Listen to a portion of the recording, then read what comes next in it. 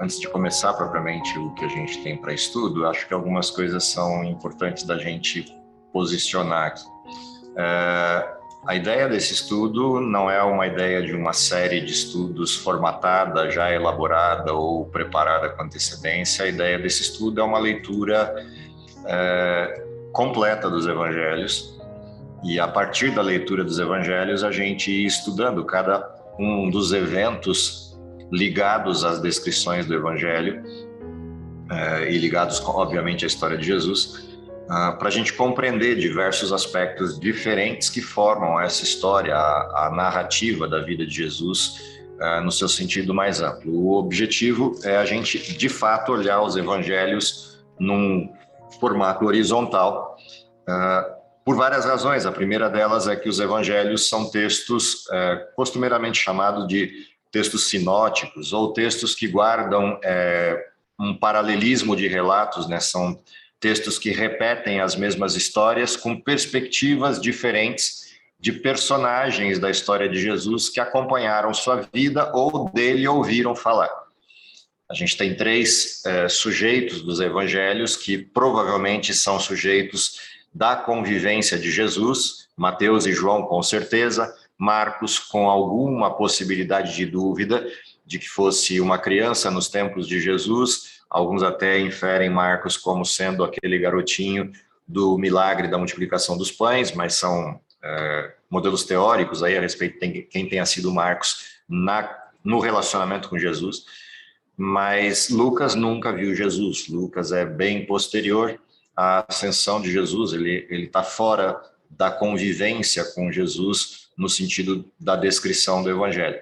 Portanto, são perspectivas realmente diferentes, de autores diferentes, com vivências diferentes a respeito da mesma história, o que permite, de certa maneira, a gente construir um panorama mais completo a respeito do que foi o impacto da vida de Jesus no seu tempo, de como essas pessoas viram Jesus e compreenderam sua missão no seu tempo e posterior ao seu tempo, porque os evangelhos foram escritos depois da ascensão de Jesus, o que permite que a descrição tenha um certo grau de interpretação da história, não só uma lembrança dos eventos da história de Jesus, mas uma interpretação dessa história a partir do seu significado geral, seja na relação com o Velho Testamento, seja no significado da história do Cristo para a vida deles, ou no significado profético futuro e impactos futuros dessa mesma história. Então é uma coisa interessante observar os relatos distintos dos evangelhos. E uma outra questão é que, exatamente por serem tão distintos, a explicação do significado das histórias ou dos elementos doutrinais presentes na fala de Jesus e na convivência de todos esses sujeitos e personagens com Jesus, visto por perspectivas diferentes, fica mais fácil a gente entender a amplitude, o significado e profundidade também desses elementos que têm certa característica doutrinal ou certa característica de mensagem aplicada à vida humana. Então, olhar os evangelhos num formato horizontal e com calma é bem interessante para toda essa perspectiva que se forma. Além de tudo isso, os evangelhos abrem uma nova fase da história do plano da redenção. A gente tem todo o Velho Testamento voltado, né, praticamente centrado em uma perspectiva do plano da salvação, que é a perspectiva do cumprimento do plano da salvação a partir do povo de Israel. Quando a gente vai aos evangelhos, a gente percebe uma transição desse processo e a possibilidade de uma nova condição para o plano da redenção, uma vez que o povo de Israel não cumpre aquilo que estava para eles designado, e os evangelhos fazem o retrato dessa transição. Um novo momento na história que se abre a partir do Messias, a partir do Cristo, neste contexto.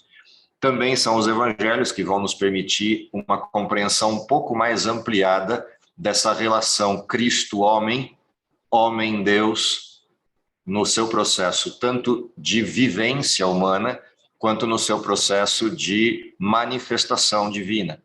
São os evangelhos que melhor, de forma mais ampla, mostram essa relação intrincada, difícil de entender em certos aspectos, impossível em outros, mas são os evangelhos que mais de perto nos permitem perceber essas duas naturezas do Cristo, a humana e a divina. Então, tudo isso é interessante de observar. Por isso, eu não vou me preocupar com questões de ordem didática, de um processo de apresentação de uma aula elaborada ou um texto elaborado. Eu vou me preocupar com a leitura do texto, com a discussão do texto, com a gente olhar o mais de perto que a gente conseguir aquilo que está escrito dentro dos evangelhos e o que a gente conseguir levantar de referências históricas, eventualmente arqueológicas, para a gente lembrar alguma coisa de cultura de época, para entender uma ou outra mensagem, alguma outra questão necessária até da linguística do texto, para a gente ir levantando essas histórias. E uma última coisa, para divertir todo mundo, eu não estou preocupado com o tempo para acabar. Porque estudar os 4 evangelhos não é uma perspectiva de, olha, nós vamos começar hoje e vamos terminar o mês que vem. A ideia é um PG, e se é um PG, a gente não tem a preocupação de tempo. Portanto, eu vou lendo na ordem dos evangelhos e no tempo dos evangelhos e no tempo necessário para a compreensão de cada um dos textos. Em alguns momentos a gente vai discutir textos bem curtos, outros momentos a gente vai poder se alongar um pouco com textos maiores, pela maior facilidade de alguns textos, mas realmente eu não vou estar preocupado com temporalidade desse estudo, porque não é realmente um estudo formal, um estudo com características formais, como a gente estudar, por exemplo, vamos estudar Daniel, que é um livro pequeno, com referências bem explícitas proféticas, e a gente tem começo, meio e fim rápido. Os evangelhos não têm esse começo, meio e fim rápido, porque são textos bastante grandes. Então, se você está preocupado com o término rápido, não vai ser esse o caso. Então, é bom avisar antes para ninguém se surpreender depois. E uma questão de trabalho, por ser a característica de um PG, então, assim, a ideia disso aqui é um processo de discussão, é um processo de conversa e compreensão do texto. Portanto, nós vamos ler, nós vamos dialogar, nós vamos conversar sobre os textos, tendo dúvida a gente vai voltar e até que o texto esteja compreendido ou entendido, essa é a ideia, senão não faz muito sentido na ideia de um estudo, ok? E essa é a forma como eu vou levar esse estudo em particular, ok? Então, sintam-se à vontade, como eu digo para os meus alunos em sala, o professor é pago para falar, se ninguém fala, ele vai falando. Quer falar, levanta a mão. Fernando, você se vira com prestar atenção em quem levantou, para eu não ficar tendo que olhar para 3 telas ao mesmo tempo. E a gente vai se conversando ao longo do estudo, ok? Essa eu acho que é a ideia do desenho aqui. Há uma pergunta no chat ali, para melhor acompanhamento, qual versão eu vou utilizar? Tanto faz. E essa também é uma coisa interessante do texto. A ideia é a gente ter múltiplas versões, é uma pena que, em alguns casos eu até vou fazer isso, né? De pegar 5, 6, 7 versões diferentes de texto para a gente ver como os relatos estão escritos em versões diferentes. Para alguns textos isso é muito importante, mas quanto mais riqueza a gente tiver de versões diferentes do texto, tanto melhor. A que eu vou usar é a clássica que eu acabo usando sempre, que é a João Ferreira de Almeida, é a versão que eu vou estar usando. Em particular, nesse caso, eu estou com a Bíblia de Estudos Andrews, mas não por causa dos estudos da Bíblia Andrews, eu estou por conta só do tamanho da letra e da tradução mesmo. A tradução dela é uma tradução clássica, das traduções de João Ferreira de Almeida, é a que eu vou estar usando como referência aqui. Mas qualquer uma das traduções está valendo, é viável e útil para o que a gente vai fazer. Essa, em particular, é a revista atualizada, é a versão que adotaram para essa Bíblia de Estudo da Andrews. Ok? Tranquilos? Se tranquilos, hoje vamos para a introdução. Vamos começar um pouquinho entendendo o que são os evangelhos e por que é interessante olhar para eles em paralelo. Os evangelhos não são, às vezes as pessoas pensam isso, mas os evangelhos não são necessariamente texto biográfico. O que talvez mais próximo chegaria de uma descrição biográfica é o texto de Lucas, e ainda assim não é uma biografia. porque se fosse, não caberia num livro tão pequeno. Uma biografia de 3 anos e meio da vida de alguém para acompanhar todos os fatos que cercaram a vida de Jesus, dava uma biblioteca, uma boa biblioteca. Os evangelhos não pretendem percorrer todos os eventos da vida de Jesus e nem fazem isso. Eles pegam os eventos centrais, os eventos principais da vida de Jesus, com objetivos muito específicos de cada um dos evangelistas. E a gente percebe a natureza do texto e o público-alvo a partir da forma dos próprios textos. Se a gente pegar o primeiro dos evangelhos, que é o evangelho de Mateus, nenhum dos evangelhos tem uma definição precisa de autoria, no sentido primário do que é você descrever a autoria. A autoria foi consolidada a partir da história, a partir da narrativa dos cristãos do final do primeiro século e segundo, que tinham nesses evangelhos uma referência de autoria. Cresce assim e adota-se isso como uma referência precisa, se a gente estiver olhando a questão puramente histórica dos textos.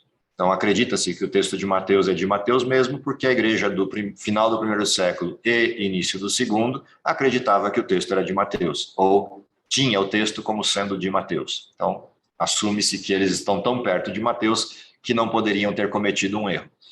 E, assim, no sentido histórico, se adota pela tradição Mateus como sendo o autor desse texto.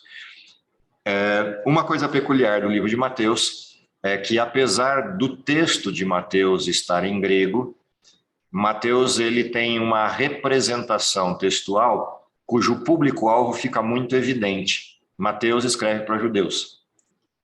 Ele não se preocupa em explicar coisas que os judeus já conhecem de longa data, ele não se preocupa em explicar rituais, ele não se preocupa em pormenorizar detalhes da cultura judaica, porque era uma cultura plenamente conhecida para o seu público-alvo. Diferente dos outros evangelhos que têm essa preocupação em toda vez que usa alguma coisa que não é da cultura dos povos para quem esse evangelho foi escrito, eles explicam, eles pormenorizam, eles vão traduzindo esse processo ao longo do seu movimento de escrita. Mateus não.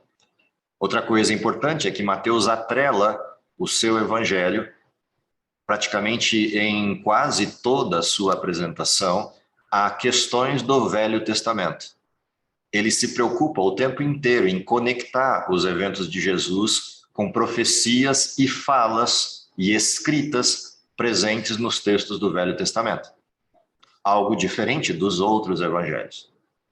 O que significa que Mateus está fazendo uma conexão entre a história conhecida de Israel e a vinda do Messias.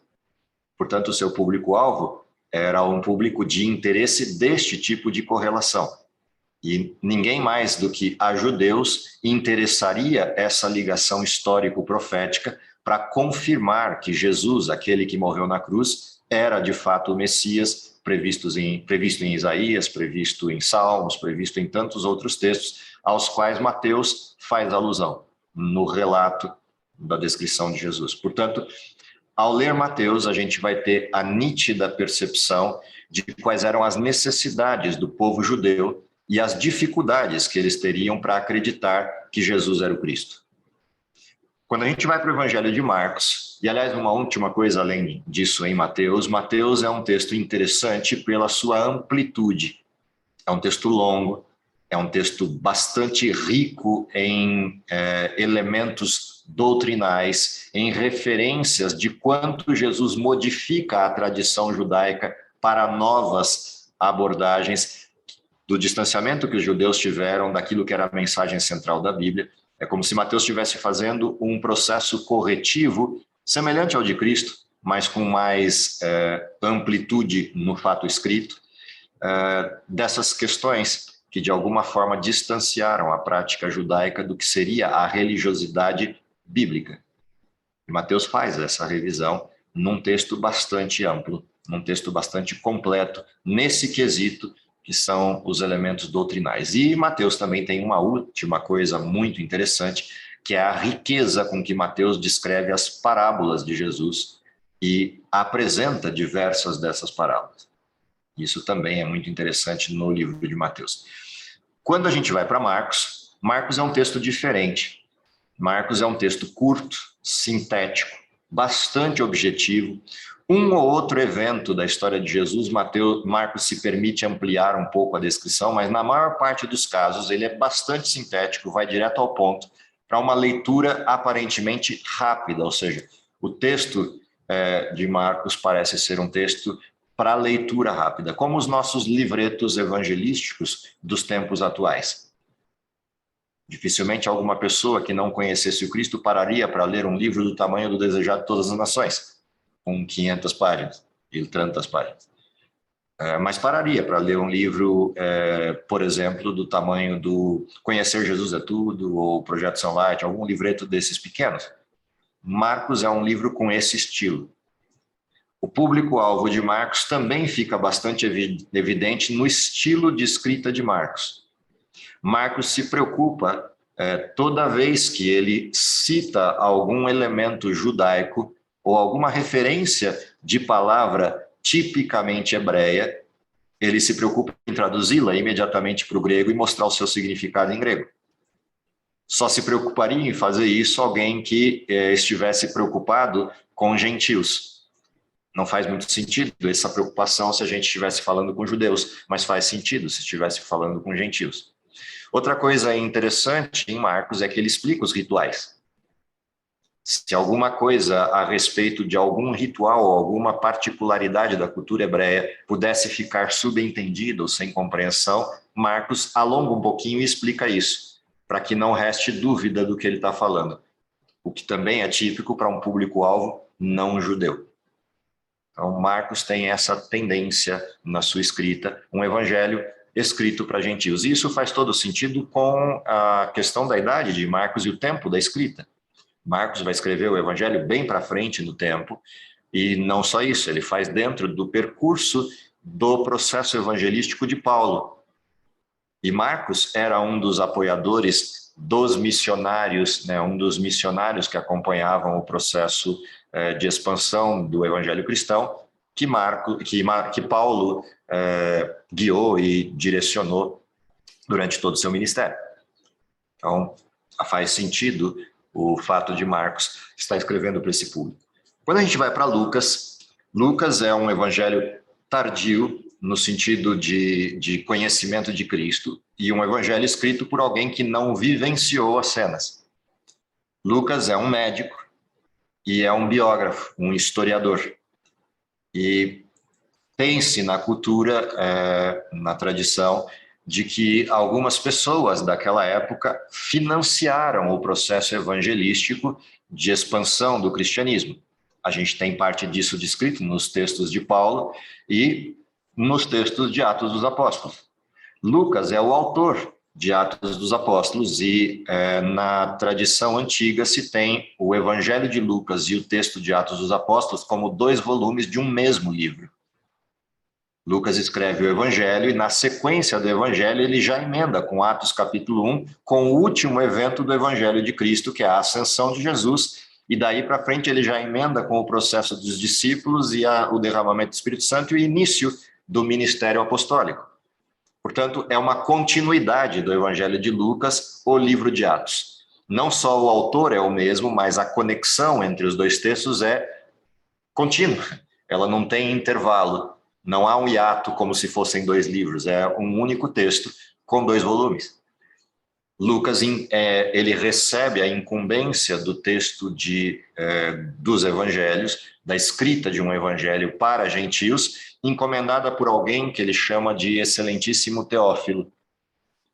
E essa expressão que está lá na introdução de Lucas, ela é bastante peculiar, porque o termo excelentíssimo normalmente é atribuído ou a uma grande autoridade de patente na estrutura de governança da época, ou a algum aristocrata daquela época, como, por exemplo, Nicodemos e José de Arimateia.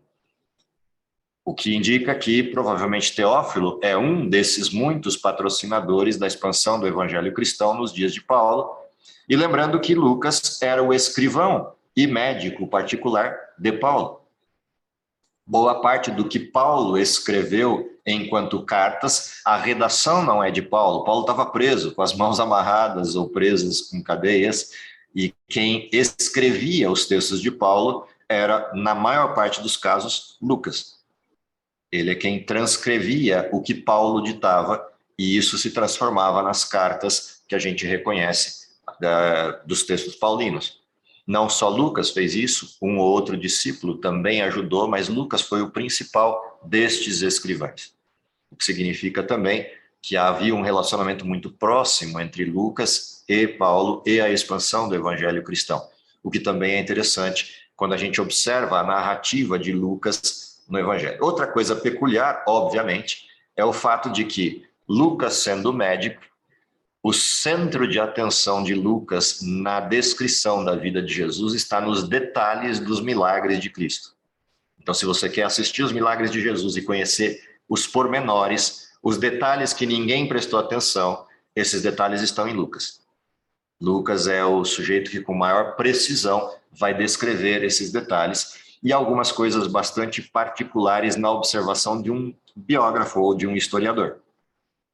Ele se preocupa em alguns detalhes que outros evangelhos não prestam tanta atenção ou não têm tanta riqueza de descrição. E isso ajuda a completar a narrativa. Porém, Lucas também é o evangelho que apresenta a maior quantidade do que a gente chamaria de contradições tópicas ou variantes no processo descritivo. Por uma razão óbvia, Lucas dependia de narrativas de pessoas que conviveram com os fatos. E ao colecionar as impressões de diversas pessoas, obviamente, ele aumenta os detalhes, mas corre-se, neste contexto, um risco de ele descrever coisas que os outros evangelhos não descreveram, ou até mesmo apresentar uma versão dos fatos que pode parecer diferente do que outro evangelho. E isso é peculiar pelo tempo da escrita de Lucas e por não ter vivenciado pessoalmente os fatos. Ele dependia do que os outros contaram. Isso significa que tem erros na narrativa de Lucas ou de algum outro evangelho, como o de Marcos? Não, essa não é a questão. E aqui aparece uma situação muito importante dos evangelhos. Quando a gente olha para os evangelhos, narrativas de pessoas diferentes, a leitura dos evangelhos ela deve ser feita a partir do fato central e não dos dados periféricos do fato. Porque se é uma narrativa sem interferência de um editor, ou seja, a Bíblia não tem alguém que editou o texto, a Bíblia não foi mandada, os textos da Bíblia não foram mandados para um editor ou uma casa editora que passou por revisionistas, por correção de linguagem, por reformatação de texto. Não, a Bíblia do jeitinho que foi escrita pela mão do autor é o jeitinho que chegou para a gente. O que significa dizer que exatamente essa quantidade de diferenças na narrativa bíblica são as que nos permitem verificar a autenticidade dos relatos. E essa também é uma coisa muito bonita dos evangelhos. É a riqueza de diferenças que permite perceber que ninguém mentiu sobre o fato. Porque se os evangelhos fossem bonitinhos, simetricamente ajustados, sem diferenças entre eles, seria a mesma coisa que a gente dizer que 3 pessoas diferentes que não se conversaram teriam condição de relatar um evento que as 3 viram exatamente com as mesmas palavras e do mesmo jeito e na mesma sequência, e com as mesmas percepções de detalhes. A chance disso acontecer é 0.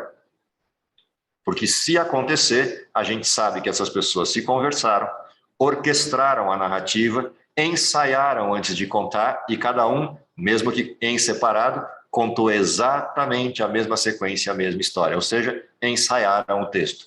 Os evangelhos não são assim. Os evangelhos são não só ricos em detalhes, mas eles são ricos em diferenças nessas áreas orbitais do fato. Um exemplo típico disso é você pegar, por exemplo, um deles falando naquela multidão da multiplicação dos pães tinha 3.000 homens, fora mulheres e crianças. O outro evangelista vira e fala, naquela multidão tinha cerca de 5.000 pessoas.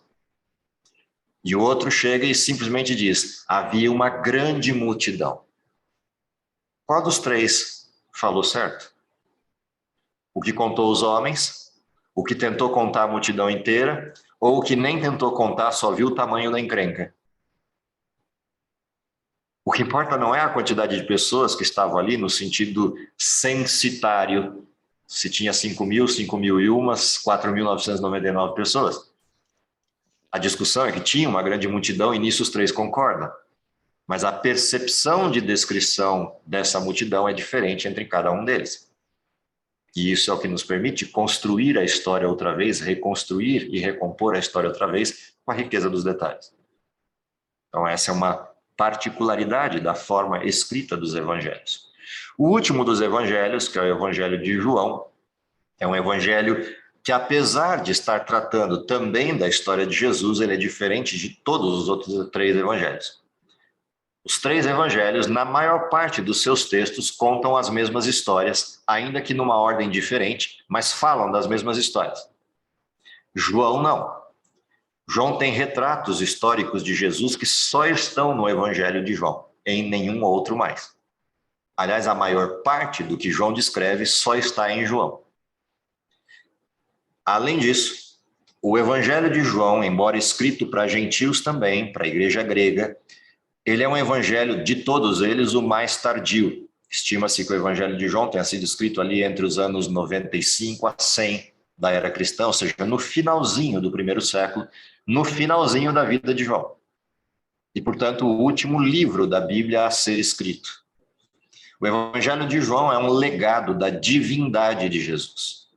Enquanto os outros três evangelhos tentam descrever quem é o Cristo e o que ele fez, no sentido de quem é o Cristo homem, o Cristo Messias, o Cristo que andou entre nós, João o tempo inteiro remete às histórias do Cristo homem a uma demonstração de que Cristo era Deus. Ele já abre o evangelho sem delongas para dizer que Jesus é Deus, e do verso 1 ao verso 14 do evangelho de João, a preocupação dele é dizer: este Cristo era o verbo, este verbo era Deus, e este verbo se fez carne e habitou entre nós, e assim vimos a glória como unigênito do Pai. Ele começa o evangelho com uma defesa da divindade de Jesus, assim como ele começa o livro de Apocalipse com uma defesa da divindade de Jesus. Essa é a atenção de João. Como é o último evangelho a ser escrito, João parece estar preocupado com um legado, que é o legado que vai persistir pelo resto da história da humanidade, afirmando que Jesus é Deus. E principalmente sustentando isso para gregos. Gregos que tinham uma dificuldade extrema de acreditar na divindade de Jesus. E essa é a atenção principal de João. Uma outra coisa muito particular de João é que João se concentra nos últimos eventos da vida de Jesus. É quase como se a gente batesse uma foto das 2 ou 3 semanas finais do ministério de Jesus, e isso percorre a maioria do Evangelho de João. Poucos eventos do Evangelho de João estão atrelados ao processo inicial do ministério de Jesus ou ao processo intermediário. A maior atenção de João está nos eventos das últimas semanas. Então, se você quiser um evangelho para se concentrar nas últimas semanas da vida de Jesus, comece por João. João é esse texto. João é essa descrição.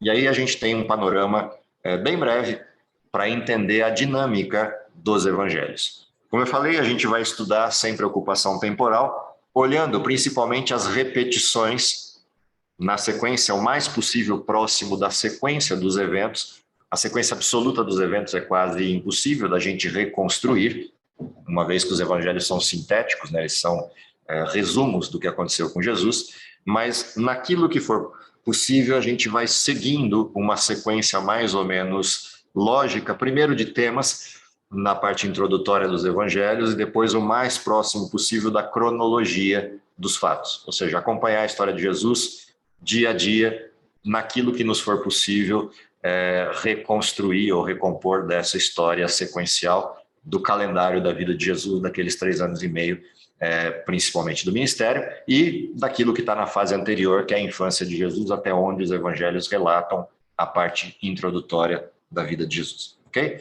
Bom, isso é uma introdução, é só um review aí breve da história dos evangelhos e da maneira como eles estão compostos, para a gente começar a entender a dinâmica desses textos. Para começar, a primeira coisa legal é olhar o prólogo de todos esses evangelhos, ou seja, a introdução de todos eles. Porque, de certa maneira, a gente vai conseguir ver um pouco disso que eu falei como introdução. Então, agora a gente reparte, para eu não ficar falando sozinho o tempo inteiro. Preciso de alguém que leia para a gente Mateus, capítulo 1, verso 1.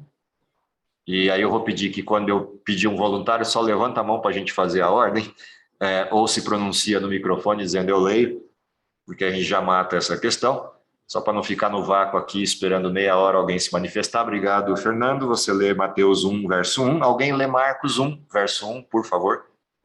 Quem pode?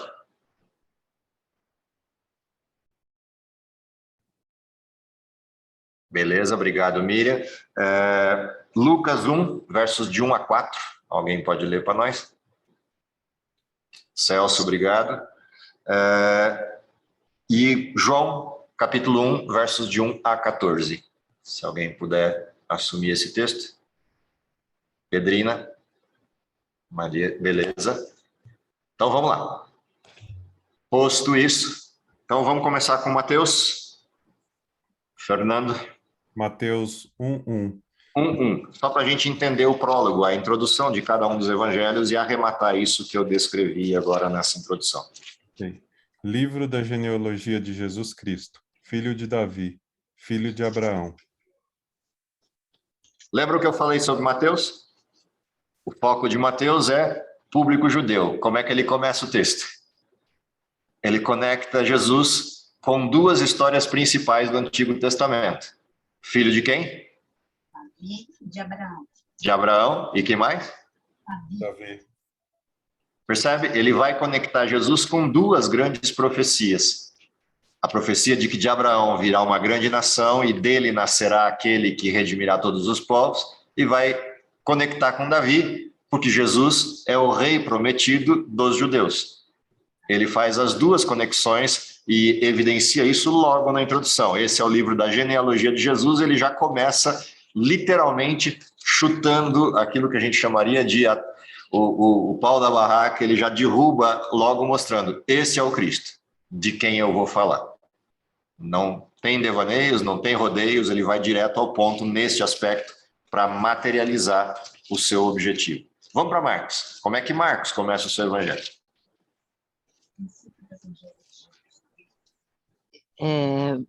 Marcos 1:1. Princípio do Evangelho de Jesus Cristo, Filho de Deus. Percebe que coisa interessante que ele faz? Marcos começa o evangelho dizendo o quê? Jesus Cristo é o Filho de Deus. Portanto, Marcos não perde muito tempo para que as pessoas parem para descobrir quem é Jesus só no fim do livro. Ele já abre o livro dizendo, esse é o evangelho que vai contar a história de Jesus Cristo, Filho de Deus. Está curioso para saber quem é ele? Então leia o livro. Não quer saber quem é ele, ou não quer nenhuma correlação com quem é o Filho de Deus, percebe? Ele desperta na mente do leitor uma outra questão diferente da de Mateus.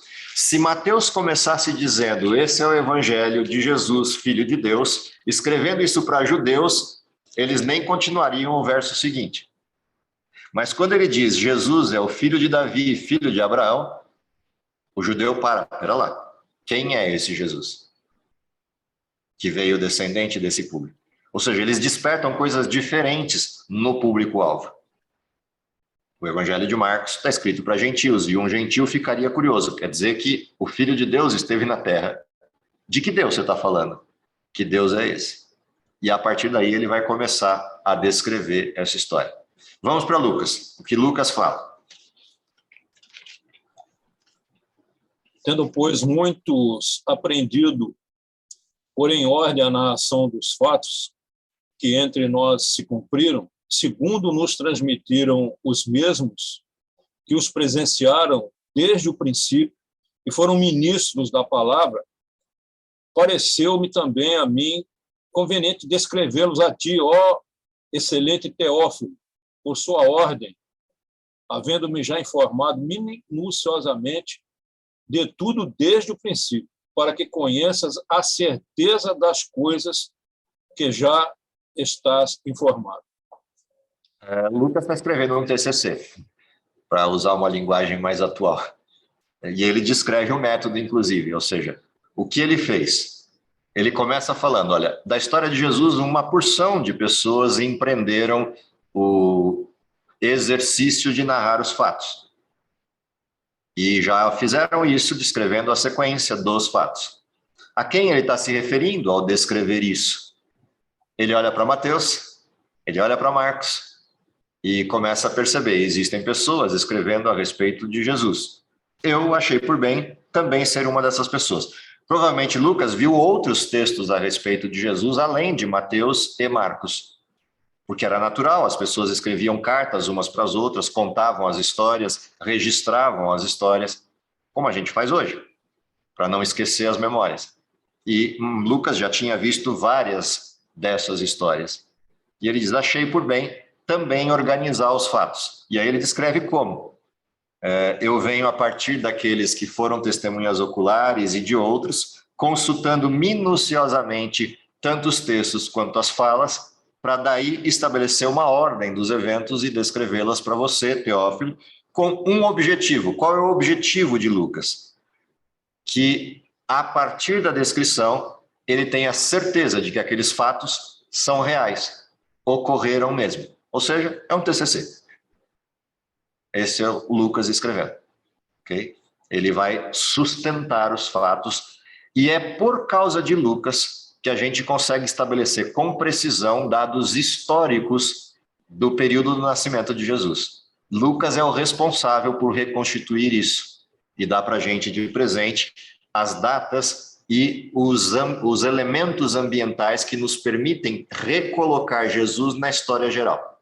É a partir de Lucas que a gente consegue a cronologia inicial do nascimento de Jesus, e é por causa de Lucas que o erro que a gente tem no nosso calendário foi percebido.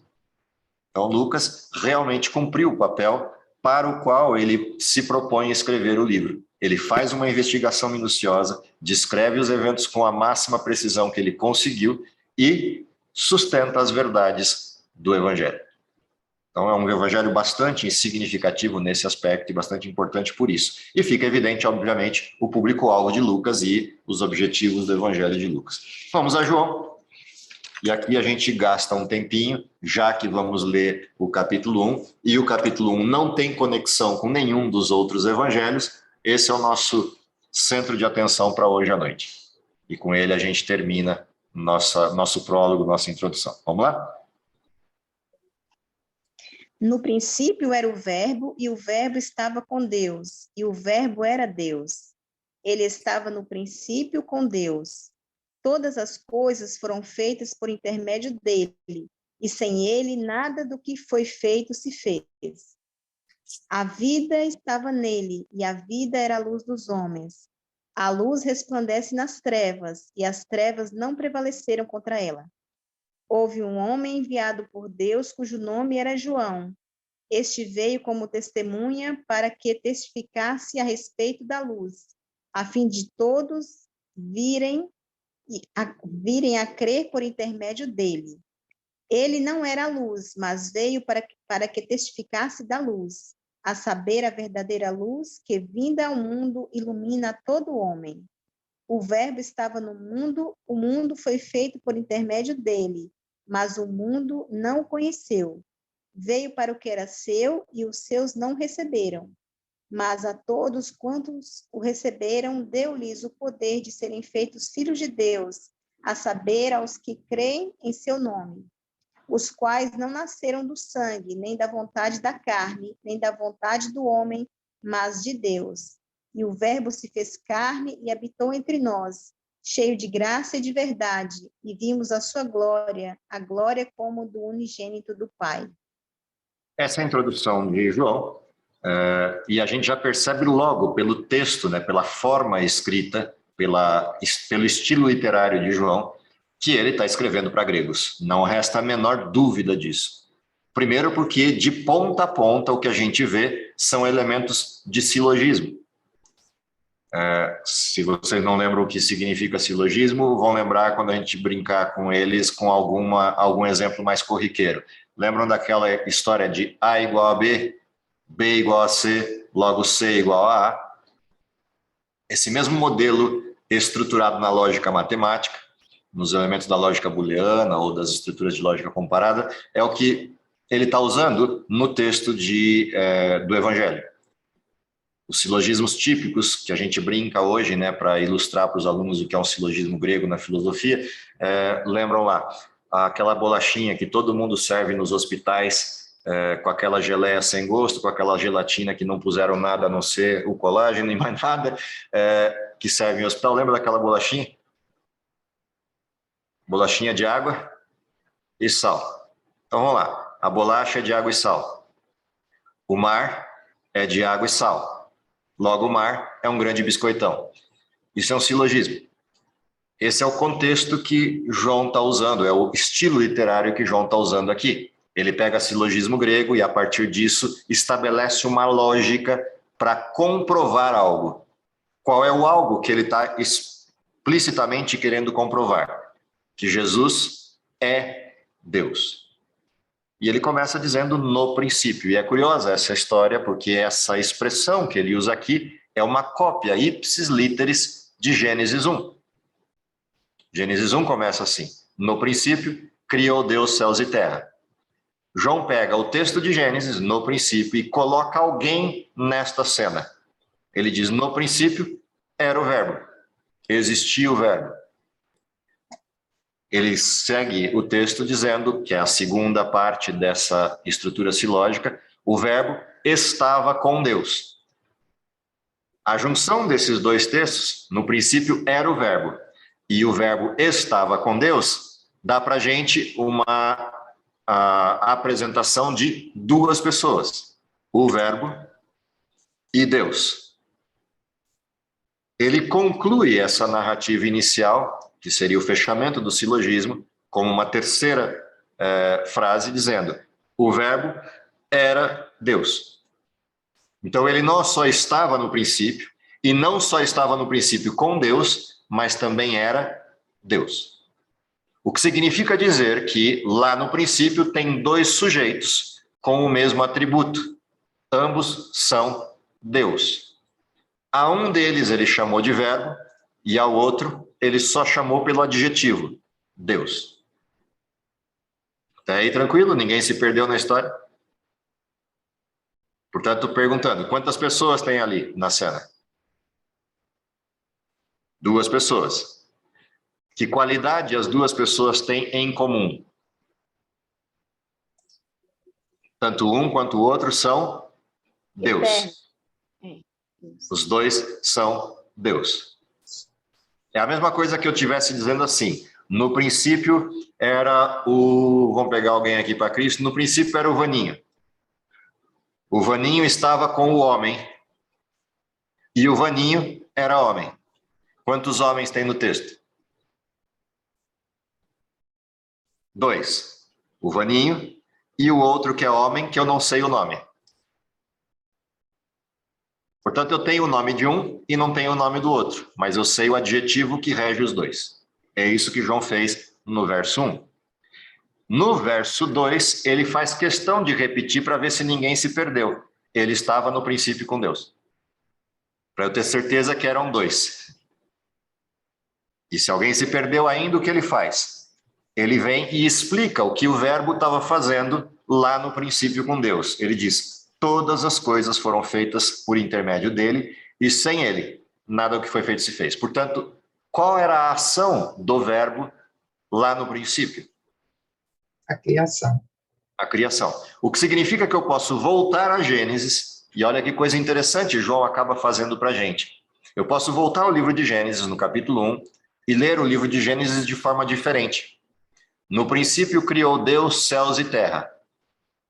A terra era sem forma e vazia, e o Espírito de Deus parava sobre a fonte das águas. Eu posso voltar a Gênesis, substituir o texto de Gênesis, dizendo, no princípio era o verbo. Ou no princípio, criou o verbo todas as coisas, céu e terra. E o Espírito de Deus parava sobre a fonte das águas.